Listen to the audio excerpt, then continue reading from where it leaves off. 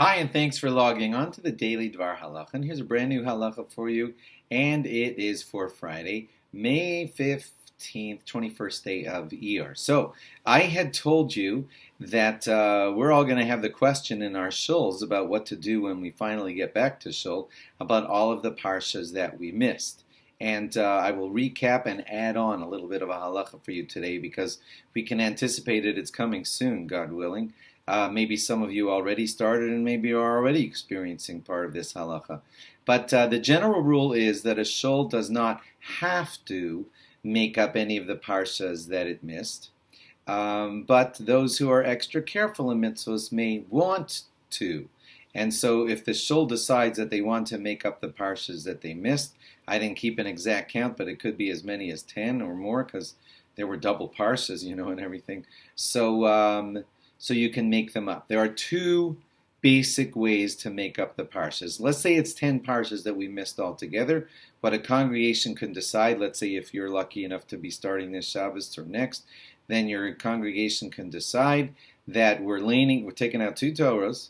Out of the first Torah, we lane 7 aliyahs that have all of the laning of that Shabbos.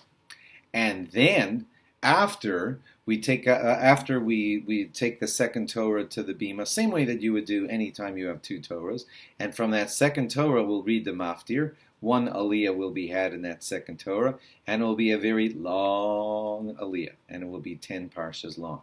That's one of the ways to do it. And then, what's the haftorah? The haftorah always goes by the maftir. The maftir is the last thing that you just laned, so whatever it is that they just laned, if they did 10 in a row, it would be something from the week before that they had missed. The haftorah, will be from the last parsha that was just laned. Okay, but some shuls are going to decide that 10 parshas all at once is a little bit much. It could take like as much as, an hour or two. So some shuls are going to decide that they'll also take out a second Torah, but they're not going to lane 10 in a shot. And what they'll do is each week make up 1 or 2 or 3 or whatever they're going to do. If they do it that way, then the halacha is going to be that they should have the haftorah follow up to be the one that fits to the maftir of the last thing that they just read. This was paskined by Rav Hershel Schachter. There could be that other rabbis are going to have different opinions in your shul about how to do this, but these are two of the basic approaches out there. Always a second Torah, and always the haftorah following after whatever it was that was just last laned in that maftir aliyah. Thanks for logging on. Have a great Shabbos. I hope you're lucky enough to be hearing the Torah reading. We here in Baltimore will not be hearing the Torah reading yet. We'll be reading it out of the Chumash in our house. But these are the possible halachas that may apply to your shul if you're back in shul this Shabbos or next, or God willing soon.